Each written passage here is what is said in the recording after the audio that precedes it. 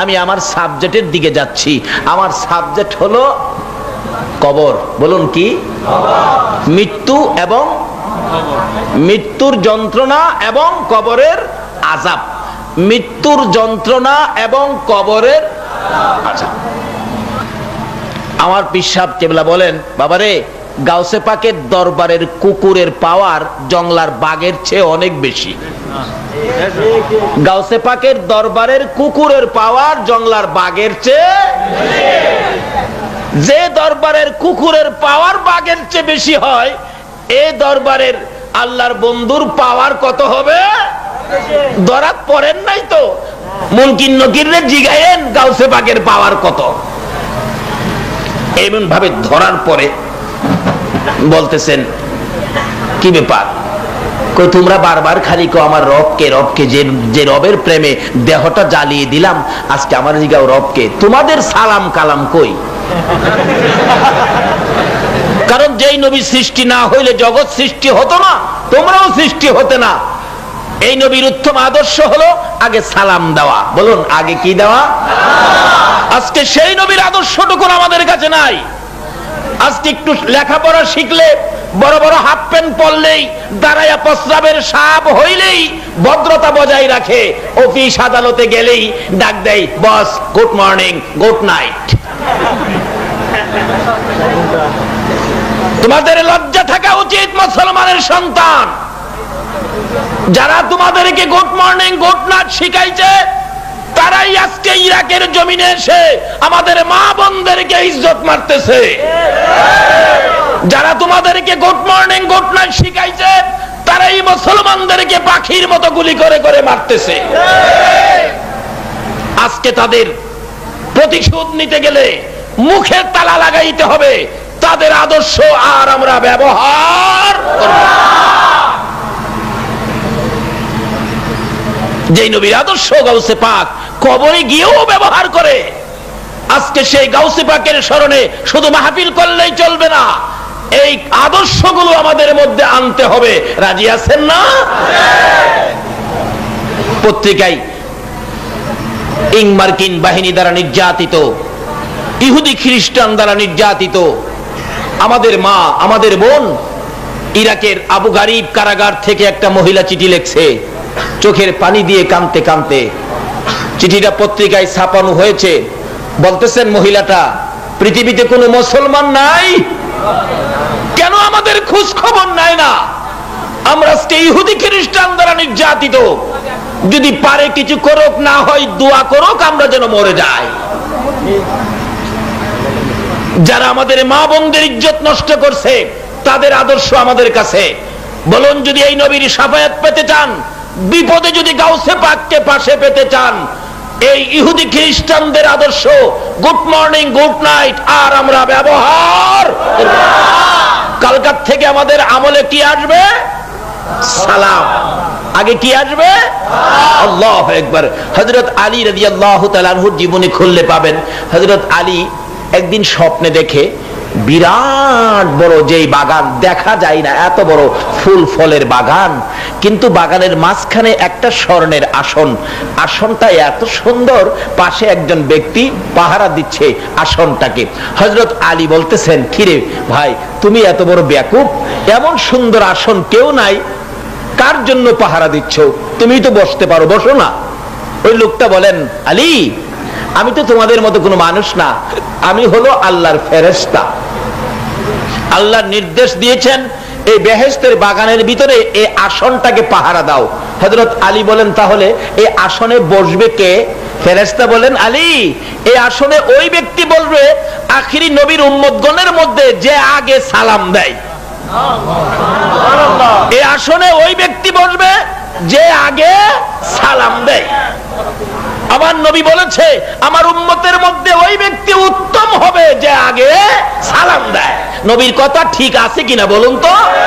যদি নবীর কথা ঠিক থাকে, কালকে থেকে আগে সালাম দেওয়ার অভ্যাস করেন, তাহলে বিপদে রাসূলকে পাবেন, গাউসে পাককে পাবেন।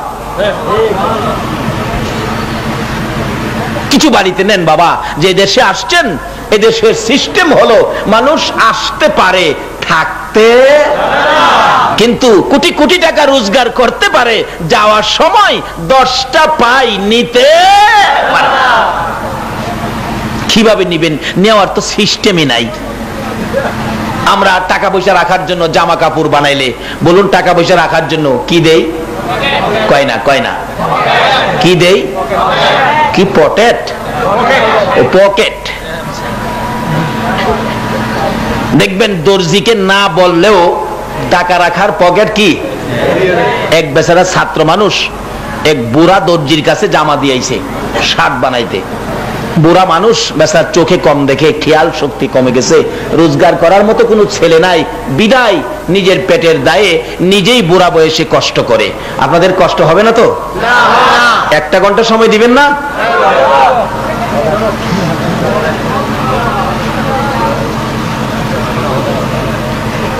শার্টের মাপ দিয়ে আসলেন, দর্জি তো শার্ট বানাইতে গিয়া ভাবতেছেন শার্ট যে দিয়ে গেল ছেলেটা, শার্ট কি ফুল হাতা বানাবো না হাফ হাতা বানাবো, এটা তো আর জিগাইলাম না, ছেলেরাও তো বললো না।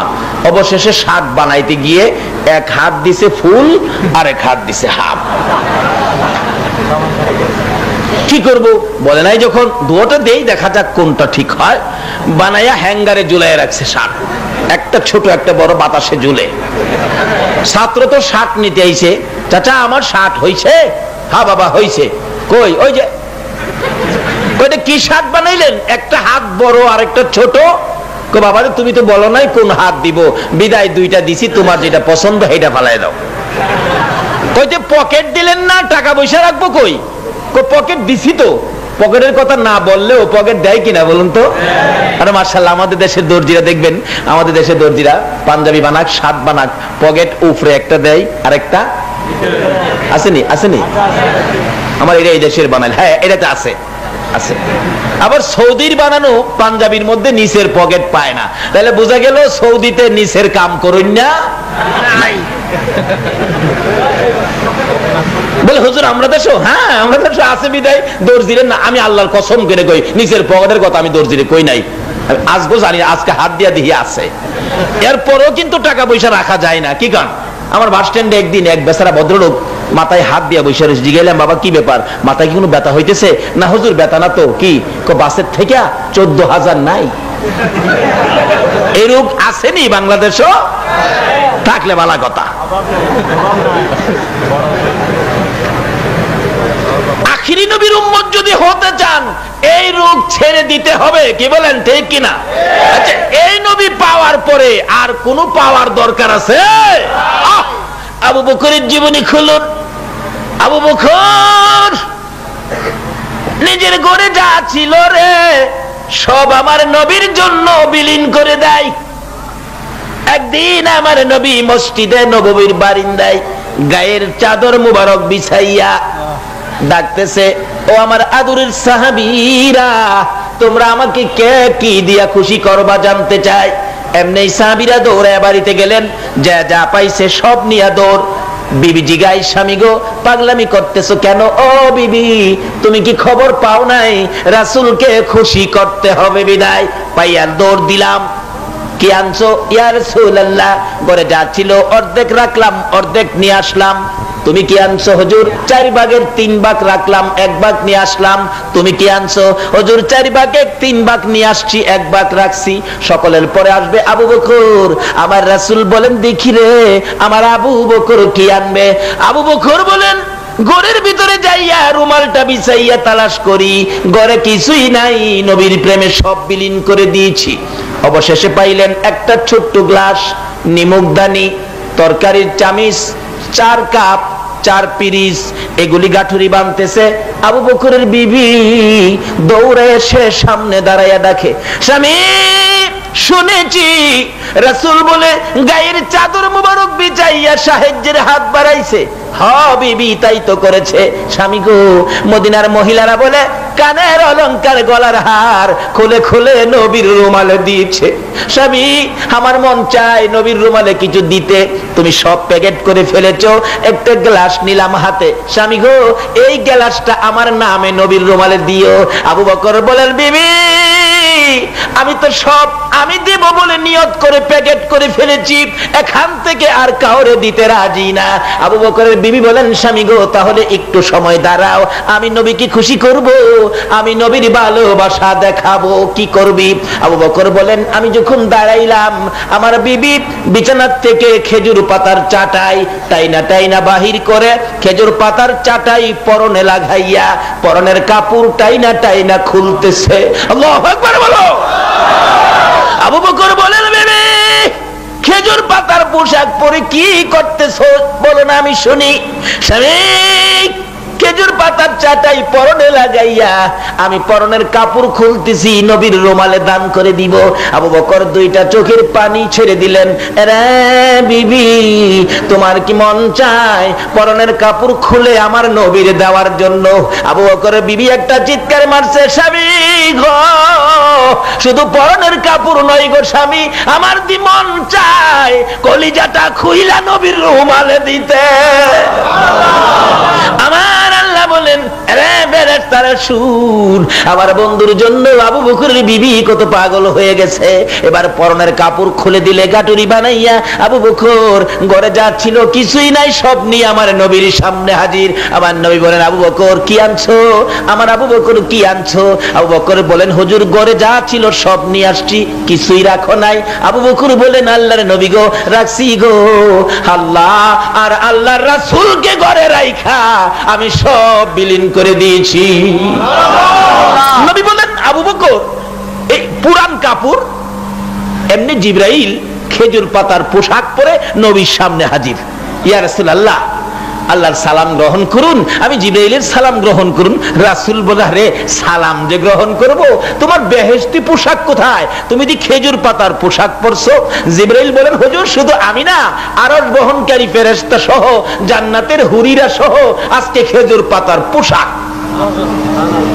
ইয়া রাসূলুল্লাহ, এই যে পুরান কাপড় দেখতেছেন, আবু বকরের বিবি আপনি নবীর ভালোবাসায় খেজুর পাতার পোশাক পরনে লাগাইয়া পরনের কাপড়টা খুলে আপনার জন্য দান করে দিয়েছে। যে আবু বকরের বিবি আপনার ভালোবাসায় খেজুর পাতার পোশাক লাগাইয়া পরনের কাপড় দান করেছে, ওই আবু বকরের বিবির ভালোবাসার পুরস্কার আবু বকরের বিবির ইজ্জত রাখতে যাইয়া আজকে আমি জিবরাইল সহ আরশ বহনকারী ফেরেশতা সহ আল্লাহর বন্ধু গো, জান্নাতের হুরবালারা সহ সবাইকে আজকে আবু বকরের বিবির সম্মানে খেজুর পাতার পোশাক পরাইছে। এই নবীর ভালোবাসায় লাভ হয় না লস হয়? আজকে সেই নবীর আদর্শ আমাদের মধ্যে নাই। তাই বলতেছিলাম, আসুন এই নবীর আদর্শ আল্লাহর ওলিরা শিক্ষা দিয়েছে। কাজী কবরে তো যাবেন, কবরে কিভাবে গেলে কবরটা শান্তিময় হবে এটা বোঝার জন্য অল্প সময় আমি আলোচনা করব, আপনাদের কষ্ট হবে না তো? একটু দরুদ শরীফ পড়ুন, আলোচনায় চলে যায়। আল্লাহুম্মা সাল্লি আলা সাইয়্যিদিনা মুহাম্মাদ, আল্লাহুম্মা সাল্লি আলা সাইয়্যিদিনা মুহাম্মাদ নাবিয়ানা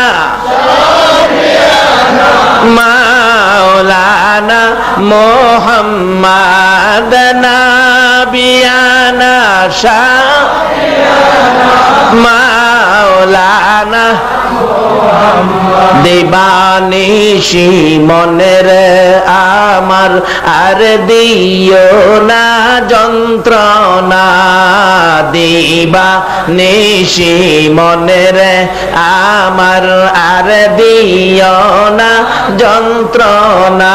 হায়রে দন যদি হইতাম দনে যাইতাম সোনার মদিনা, হায়রে দন যদি হইতাম যাইতাম সোনার মদিনা। আল্লাহুম্মা সাল্লি আলা সাইয়্যিদিনা বালাগাল উলা বিকামালিহি কাশাফাদ দুজা বিজামালিহি আসনাত জামিউ খাসালিহি সাল্লাল্লাহু আলাইহি। ছেলেটা কয়, চাচা শাক তো হাত একটা ছোট একটা বড় দিলেন, টাকা পয়সা রাখবো কই, পকেট দিলেন না? মুরব্বী কই বাবারে পকেট তো দিছি, কই সামনে তো পকেট দেখি না। আমার তো খেয়াল আই রে বাবা পকেট দিছি। ওই ছাত্রটা জামাটা নামায়া দেখে পকেট তো দিছে ঠিক, কিন্তু পকেট সামনে না লাগায়া পিঠের মধ্যে লাগাই দিছে। তো যাই হোক, পিঠে হোক আর পেটে হোক, পকেট লাগাইছে। তো আমি আপনাদের কাছে প্রশ্ন, যেই কাপড়টা শেষ বিদায়ে পরবেন, যেটার নাম হলো কাফন, ওই কাফনটা যেদিন আপনাকে আমাকে পরাবে, বলুন তো পিঠেই হোক আর পেটেই হোক, কোন পকেটের ব্যবস্থা কি হবে? 10টা টাকা নেওয়ার মতো কোন পকেটের সিস্টেম কি হবে? একেবারে সোজা, 10টা পাই নেওয়ার কোন পকেট। তাই যে দেশে আছি, সিস্টেম হলো আসা যায়, থাকা রোজগার করে কোটি কোটি টাকার মালিক হওয়া যায়, যাওয়ার সময় 10টা পাই নেওয়া যায়। তাই সে কবরে যাইবার আগে কি করতে হবে, আসুন আগে বাড়ি। তাই বলতেছিলাম, আমরা যে নবীর উম্মত, আমরা কাজ কাম যা করি জিগাইয়া জিগাইয়া করব। কি বলেন? আমরা যে মরে যাব, আমরা যে দুর্বল করে বানাইলেন, খিদে দুর্বল করে বানাইছেন, জিগান দরকার আছে না? আপনারা জিগাইছি, বাঁশের পালা দিছে, চটকিরা বলে ফেলছেন। আল্লাহরও আমরা জিগামু, অন্য নবী রাসূলের উম্মতেরা জিগাইতে পারতো না, এদের সাহস নাই, কিন্তু আমরা পারি। দুনিয়াতেও পারবো, কবরে গিয়াও। তাই বলছিলাম, গাউসে পাক খবরে গিয়া দুইটারে দৌড়ছে, তারা সালাম কালাম কই কি জিগাইছে? কারণ এই নবীর উম্মতের মধ্যে উত্তম উম্মত হবে কে? যে আগে তোরা সালাম কালাম কই। দুই ফেরেশতা কয়, হুজুর আমরা তো ফেরেশতা, আমরা তো কোনোদিন সালাম দিছি না। এমনি দৌড়ারে আরো চাপায়া ধরতেছে, তোরা ফেরেশতা, তোরা একটু খুঁজদাছি। সুবহানাল্লাহ কইতেন না? বলবেন হুজুর গাউসে পাক ফেরেশতারা কেন খুঁজে? খোঁজার কারণ হইল দুইটারে ধরছে, হুজুর কি লেগে খুঁজতেছেন? কই তোরা বলে আমার বাবা আদি পিতা আদম নবীরে বানানোর সময় তোরা বলে নিষেধ দিসলি। সুবহানাল্লাহ কইতেন না? কই আদি পিতা আদম নবী, এরপরও খবর কয়ে লাইছে গাউসে পাক। আল্লাহু আকবার বলো। আরে গাউসে পাকের নাম জপিলে আল্লাহ পাওয়া যায়, বলুন গাউসে পাকের নাম জপিলে আল্লাহ পাওয়া যায়। পাগল কান্দিস না আর গাছ তলাই, কান্দিস না আর গাছ তলাই, গাউসে পাকের নাম জপিলে আল্লাহ পাওয়া যায়। গাউসে পাকের এমনি নিশানা, চুরকে ধরে কুতুবানা, গাউসে পাকের এমনি আর চুরকে ধরে কুতুবানা, মুর্দা মানুষ জিন্দা করে হাতের ইশারায়, মুর্দা মানুষ জিন্দা করে হাতের ইশারায়, গাউসে পাকের নাম জপিলে আল্লাহ পাওয়া যায়। হায়রে গাউসে পাকের নাম জপিলে আল্লাহ পাওয়া যায়। গাউসে পাক আল্লাহর ওলি, যার তরিকায় আমরা চলি, গাউসে পাক আল্লাহর যার তরিকায় আমরা চলি, যাহার নামের নিশানিতে আমরা শান্তি পাই, যাহার নামের নিশানিতে আমরা শান্তি পাই, গাউসে পাকের নাম জপিলে আল্লাহ পাওয়া যায়। হায়রে গাউসে পাকের নাম জপিলে আল্লাহ পাওয়া যায়। আচ্ছা গাউসে পাকের স্মরণে মাহফিল করে আপনারা কি মনে শান্তি পান না? না হয় কেন এত বড় মাহফিল, এত পয়সা কেন খরচ, এত আনন্দে আসে কিনা বলুন তো? যাই হোক, এদিকে আমার ওয়াজ না, আমার ওয়াজ হলো মৃত্যু আর কবর। কি বলেন? এবার গাউসে পাক বলতেছেন, তোরা রে সারমুনা, তোরা বলে আদি পিতা আদম নবীরে বানানোর সময় নিষেধ দিসলি। দুই ফেরেশতা একজন আরেকজনের দিকে চায়, কিরে গাউসে পাক জানে কেমনে? আচ্ছা এই নবীর উম্মত সব খবর জানেনি, আমরাও জানি কি কোন জানি না? ফেরেশতারা কইছেন খোদা গো এই জাতি কেন বানাইতেন, আমরাই তো আপনারে রাহি। আল্লাহ কি জবাব দিছিল? কোরআন শরীফ, ক্বালা ইন্নী আলামু মা লা তা'লামুন। এটা আমরা কি জানি না? দুই ফেরেশতা কই কি বিপদে পড়লাম, একটা ডাহে গাউসে পাক ছাইরে দিন, ছাইরে দিন, আমরা জায়গা কই না ছাড়তাম না। কই তাহলে একজন রে ছাড়েন, আমরা পেজ বাইঙ্গাই মালিকের কাছ থেকে। কই না ছাড়লে আইতি না। কয় না আই ফরুম, আমি না আইলে হেডারে মেইরেলেন। একটা কয় খুদা গো কি পেছো বললাম, দৌড়ছে ছাড়ে না। আল্লাহ কয় হগল জাগাত মাতবুরি করিস না। যে নবীর উম্মত কবরে গিয়া ওই এই খেলা খেলতারে, আমরা কি আল্লাহর দুইটা কথা জিগাইতাম না? হন আপনারা আমার লগে থাকলে বারুম একা পারতাম না, থাকবেন নি আমার লগে? না বাড়ির যাইবেন গা? কেটা কেটা যাইবেন গা? একটু হাত তুলে দেখাইছে, দু তিনজন তুলছে।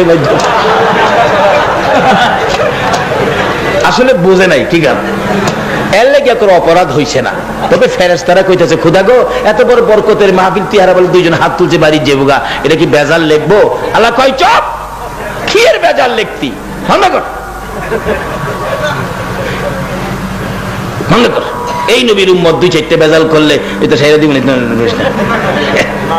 বাস্তবে আসুন, একটা দুলা জামাই আপনাদের এলাকায় যদি আসে, সাথে মেহমান আছে 500, আচ্ছা 500 মেহমানের মধ্যে একটা মেহমান যদি দুইটা গ্লাস বাইঙ্গালা, এরকম হয় না অনেক সময়, দুইটা গ্লাস বাইঙ্গালেছে, মেয়ের পক্ষের লোকেরা কয় মেয়ের বাবারে চাচা এই পোলাপান গরম আইসাই 2 গ্লাস বাইঙ্গালেছে, এখানে কি সাইদারি করবো আমরা, সাইদারি করে এখানে খাওয়াবো না, রাগ উইটা দেবো আমরা। মেয়ের বাবা কয় দেখ কথা কইস না, এরা কার সাথে আইছে জানস?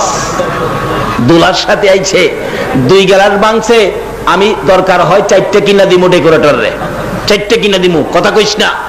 আরে একটা জামাই তার সাথে 500 মেহমান আসে, এক জামাইয়ের উসিলায় একটু আয়োজন হয়েছে, একটা সাধারণ জামাইয়ের উসিলায় একটু আয়োজন, 2টা গ্লাস বাংলে মেয়ের বাবা যদি 5টা গ্লাস কিনা দিতে রাজি হয়, যে নবীর উসিলায় কুল কায়নাত বানাইছে, সেই নবীর উম্মত একটু ভুল করলে আমার আল্লাহ কি সাইরা দিতে পারে না? আরে তাকবীর, নারে রিসালাত, নারে গাউসিয়া। আসুন বাবারা ভাইরা, আগে বাড়ি মরতে যে হবে এটা নিশ্চিত। আল্লাহ কয় কি ইস্যুতে তোরারে আটকাইছে?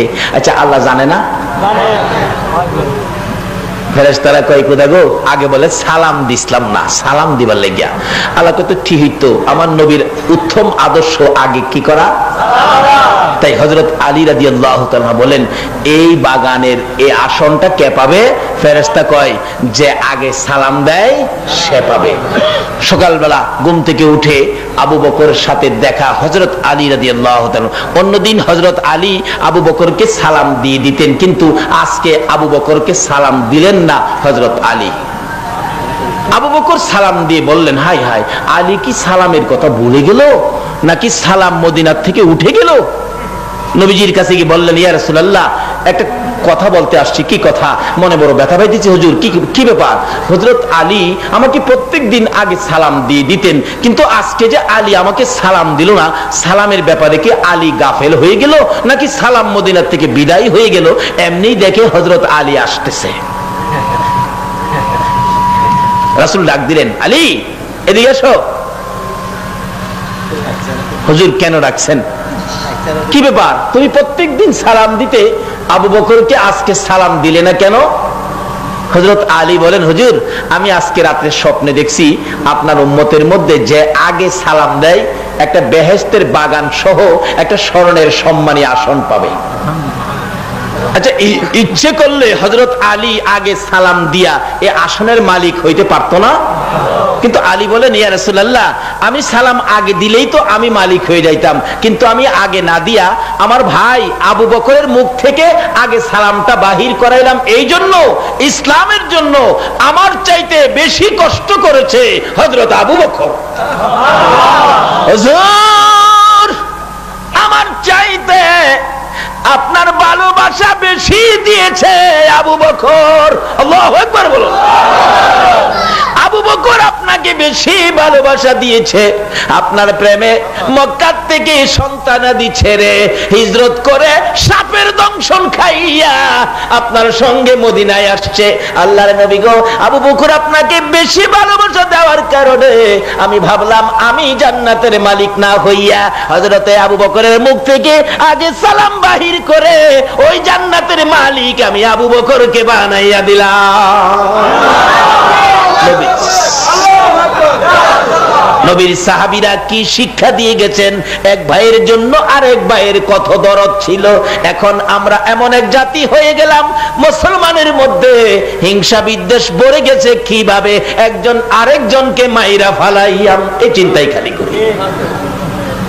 বাবার আসুন কবরে যেতে হবে, কবরের ভয়ে, আসুন মৃত্যুর ভয়ে আমাদের কি করা দরকার। তাই গাউসে পাক বলেন, ছাড়বো না, একটা কই খোদা গো বিপদ তো উদ্ধার হমু কিভাবে?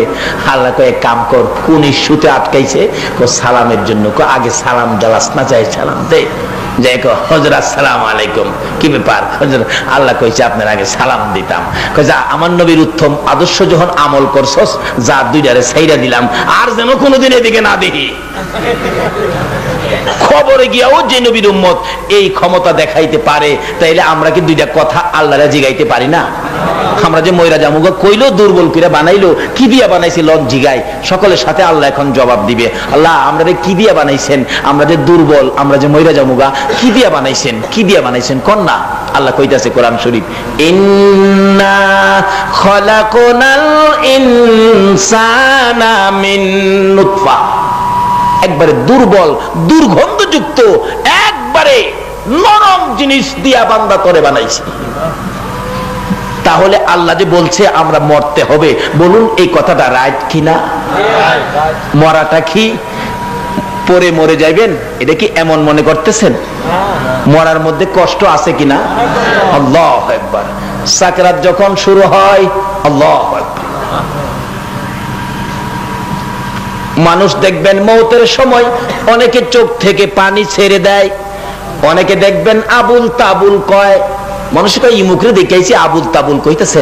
আবুল তাবুল এমনে কয় না, যখন আজরাইলের বিকট চেহারা দেখে জ্ঞান হারা হইয়া তখন আবুল তাবুল। 32 পাইরের দাঁত ওই থাকবো খালি, 32 পাইরের দাঁত। আজরাইল যেদিন আপনার সামনে আসবে, সমস্ত শরীরের পশমের গোড়ায় গোড়ায় এমন বড় বড় চোখ থাকবে, সারা বডিতে চোখ। এই আজরাইল একদিন আমাদের সকলের সামনে আসবে কিনা? এদিন আপনি চাচারে ডাকবেন, বাবারে ডাকবেন, মারে ডাকবেন, কিন্তু ডাকবেন ঠিক, কেউ আপনার ডাক শুনবে না। এই সময়টা একদিন আসবে কিনা বলুন তো? কেউ আপনার পাশে আসবে না, কেউ আপনার ডাক শুনবে না। অনেক সময় দেখেন স্বপ্নে বাঘে দৌড়াই, অনেক সময় স্বপ্নে বাঘে দৌড়াই না, বাঘে দৌড়াইতেছে, কিন্তু স্বপ্নে দেখবেন দৌড় দিলেও দৌড় আগাইতে চায় না। বিপদে পড়ে কাউরে ডাকলেও কেউ, এক বেচারা স্বপ্নে দেখতেছে তারে বাঘে দৌড়াইতেছে, বেটা বাঘের আক্রমণ থেকে বাঁচার জন্য দৌড়তে দৌড়তে দৌড়তে দৌড়তে একবারে এক মাঠের মাঝখানে, বন্দের মাঝখানে গেছে। মাঝখানে যায়া দেখে একটা আগিলা কুয়া, মাটির কুয়া। কুয়া চিনেন না? আগের দিন কুয়া ছিল না, পানি যে খাইতো, এই কুয়ার মধ্যে দেখে এখন কেউ ব্যবহার করে না, তো কুয়ার ভিতরে বট গাছ টট গাছ হয়ে গেছে। ওই লোকটা বাঘের আক্রমণ থেকে বাঁচার জন্য স্বপ্নেই এই কুয়ার ভিতরে নামতেছে, বট গাছের ধরে ধরে কুয়ার ভিতরে নামতেছে। লোকটা নামতে নামতে নিচের দিকে চাইয়া দেখে বড় বড় অজগর সাপ উপর দিকে চাইছে, উপরে দৌড়াইছে বাঘে, বাঘের আক্রমণ থেকে বাঁচার জন্য যে কুয়ার ভিতরে নামতেছে, কিন্তু ভিতরে অজগর সাপ। এখন উপরে উঠলে বাঘ, নিচে গেলে স্বপ্নে দেখতেছে। এখন তো নিচে সাপ, উপরে বাঘ, ভয়ে একবারে কাঁপতে কাঁপতে ঘুম থেকে উঠছে। মাগো মাগো মাগো মাগো মাগো, ঘুম থেকে উঠছে। বিবি জিগায়, কি ব্যাপার তোমার, কি হলো, তুমি কেন এভাবে কাঁদতেছো? জবাব দিচ্ছেন লোকটা, বিবি বিবি রে, আমি কি দেখলাম, আমাকে বাঘে দৌড়াইতেছে, এইভাবে কুয়ার ভিতরে ঢুকলাম, নিচে সাপ, উপরে ভাগ, মাঝখানে একটা বট গাছের শিকড়ে ধরে আমি কোন রকম জীবনটা বাঁচাইছি, কিন্তু স্বপ্নে ঘুম থেকে উঠে তো আমার ভয় এখনো তো যায় না। সকালবেলা একজন আল্লাহর ওলির কাছে গেছে, আল্লাহর ওলিকে গিয়ে বললেন, হুজুর আমি তো স্বপ্নে দেখলাম বাঘে দৌড়াইতেছে, বাঘের ভয়ে কুয়ার ভিতরে ঢুকলাম, গাছের জড়ে ধরে রাখলাম, নিচে সাপ। হুজুর যে শিকড়টা ধরে রাখছি বাঘের আক্রমণ থেকে বাঁচার জন্য, নিচে যাই না, ধরে রাখছি সাপের আক্রমণ থেকে বাঁচার জন্য। হুজুর এরপরে দেখি যে শিকড়টাই ধরে রাখছি, এই শিকড়টারে দুইটা ইঁদুরে কাটতেছে, একটা ইঁদুর সাদা আর একটা ইঁদুর কালা। দেখতেছি কুটকুট কুটকুট করে শিকড়টা কাটতেছে। হুজুর আমি ভয়ে ঘুম থেকে উঠলাম, আমি কি দেখলাম। আল্লাহর ওলি বলেন, বাবারে বাগে যে তোমারে দৌড়াইতেছে দেখছো, এটা তো ভাগ না, এটা হলো আজরাইল। বলুন প্রত্যেককে একদিন আজরাইল ধরবে কিনা? কোথায় লুকাবেন? আজরাইলের আক্রমণ থেকে বাঁচবার মতো জায়গা আমার আল্লাহ সৃষ্টি করে না।